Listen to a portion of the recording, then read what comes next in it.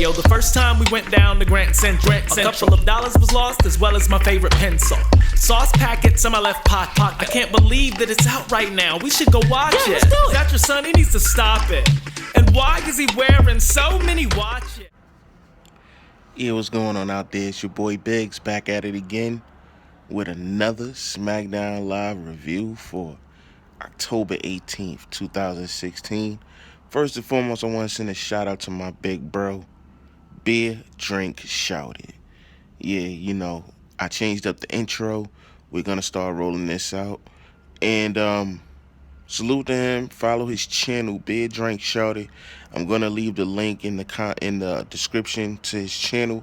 Follow him. Salute you, bro. I appreciate you. Let me use your music for my channel. I really appreciate it, bro. But we're here to talk about SmackDown. Shout out to Menace. You know, I definitely dug his rant. You know what I'm saying? You know, that's what we do, man. InternetSmarks. Different styles, different types of blogging skills, and this we present to y'all each and every week. So let's just get to SmackDown. Overall, SmackDown, this show, I would give it a 3.5. To me, it's never about being the best or the worst. It's about staying consistent, staying steady. And I just feel like when I watch SmackDown, it's just they're making an effort to have it be a totally different brand, and I really appreciate that. So I'm just going to get right into the review, y'all. We start the show with Randy Orton comes out, talks about Bray Wyatt, talks about how he feels like Bray is more evil than he thought, and, you know, he's losing his mind. And all of a sudden on the big screen as Randy's talking, Bray pops up with his followers, you know, the rabbit mask, and Bray is laying in the casket. And I'm like, this reminded me of The Undertaker a little bit. But, you know, for 2016, that's why, you know, personally, I feel like a lot of stories are just rehashed. You just have to put a new era, quotes, spin on it. But Bray just basically talks his talk, and lights go out, and Luke is coming out. And literally the promos combined didn't take that long, about 5 minutes. And we get to the first match of the evening, which is Randy Orton versus Luke Harper, which shouldn't have had a commercial break because they wrestled for about 2 minutes, went to commercial. 2 minutes later, Randy Orton wins by disqualification because guess who showed up? Bray Wyatt. Bray Wyatt, they jump on him. They trying to throw him in the casket, because Bray comes down before the break in the casket. It was weird. But I wasn't really mad at it too tough. You open up the casket, and guess who's in the casket? Not The Undertaker, but as Michael Cole used to call him, Demon Kane. Yo, when he do that Demon Kane stuff, bro, I'm just like, chill. But I'm glad they dropped that Demon Kane garbage. Kane comes out, they clean house, and the best part to me was when Kane and Randy looked at each other. Kane goes into choke slam stance, and Randy does his spin to go for RKO. Lights go out, they come back on, and guess who's in the ring by themselves? RKO and Kane. But to sum up the storyline, I mean, listen, Kane doesn't need to be on my TV. But if you're going to be on TV, at least do something productive with the time that you're given.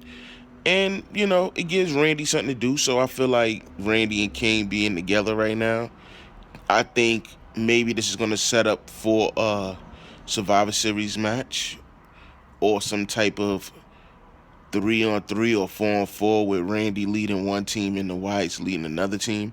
I think that would actually be a decent Survivor Series style match. Let's move on to the face that runs the place, Mr. AJ Styles. He's talking about the underdog, the ultimate underdog, James Ellsworth. He called him a fat, skinny turd, which had me confused.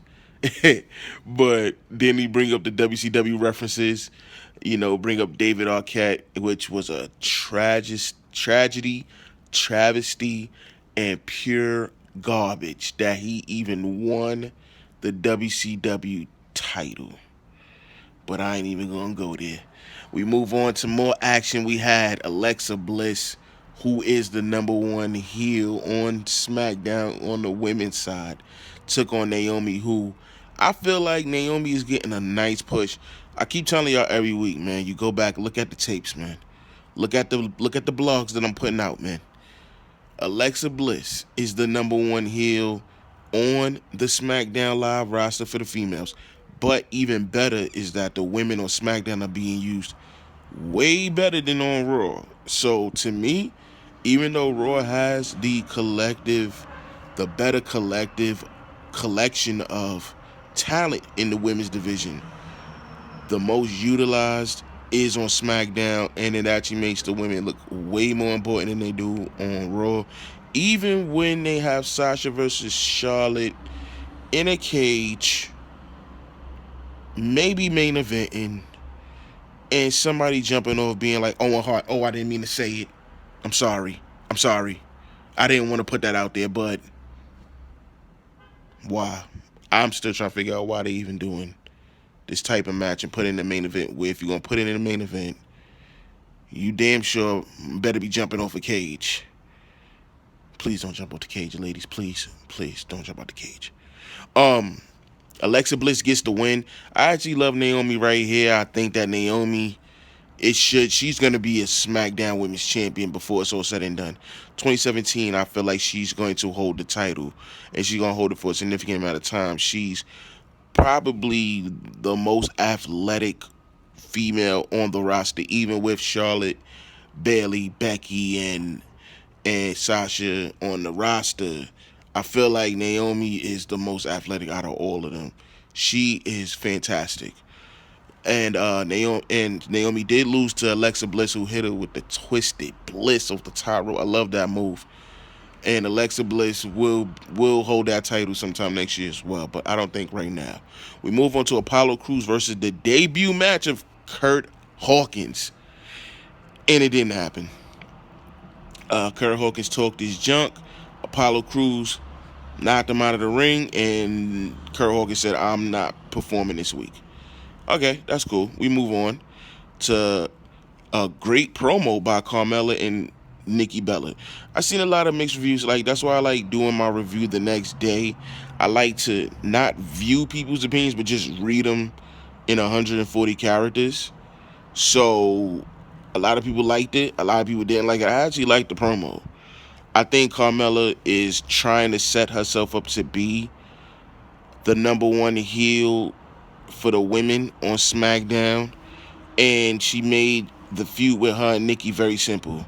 She feels like Nikki slept her way to the top, which in all honesty, a lot of people believe that. So I didn't fault her for it because I actually kind of believed it too. But I actually like the fact that Nikki was fighting back in the promo. Nikki was basically trying, the crowd is behind Nikki right now, but I feel like a lot of the crowd is behind Carmella as well. They're getting to see her better. And heel Carmella, I actually like heel Carmella, They talk trash to each other, and Carmella leaves. So I feel like when they have their next match, which will probably be in 2-3 weeks, I think that Carmella's going to get that clean win that she needs, and they move on from this and move on to something else.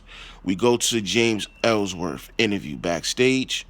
He's nervous as hell, and I would be too. But the thing that I loved about this promo was that it felt like it was very light scripted, and they just let him talk. And he built the connection. So by the time the promo was over, all I could do was clap and say, you're still going to lose, bro, but you can actually cut a promo better than Roman Reigns. But let's move on, y'all. We had The Miz and the Spirit Squad versus Dolph, Rhino, and Heath, which is basically champions versus challengers. And it was a decent match. The best part of the match came towards the end, where Rhino hits this spear. See, I love when a wrestler actually sells the moves and make the move look more meaningful. That was by far the best spear that I've seen in a while. And he killed him. And at the end of the match, Heath Slater goes for a roll up. Kenny kicks out, and then when he stumbles towards the rope, Miz punches him dead in the face.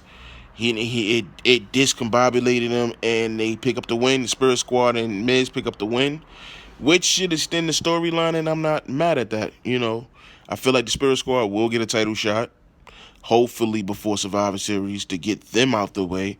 And Miz versus Dolph Ziggler will be rematch, more than likely. Next, we have Natalya, who does a backstage promo with Daniel Bryan. She's quoting Whitney. She's trying to get on the SmackDown 5-on-5 women's side. SmackDown women's team to do the 5-on-5 versus Raw. She might get on there, but I don't think they need Natalya on that team. We move on, y'all. We had Baron Corbin versus Jack Swagger. Quick 3-minute affair. I still say they need to be a tag team. That's just me. Baron Corbin beats him the hell up. End of day. Match is done real quick. I was actually glad they got that over with. Jack Swagger coming to SmackDown. This is not the way to go. He needs to be in a tag team or gunning for the IC title. Put these people in meaningful situations. Let's move on. We had Dean Ambrose backstage.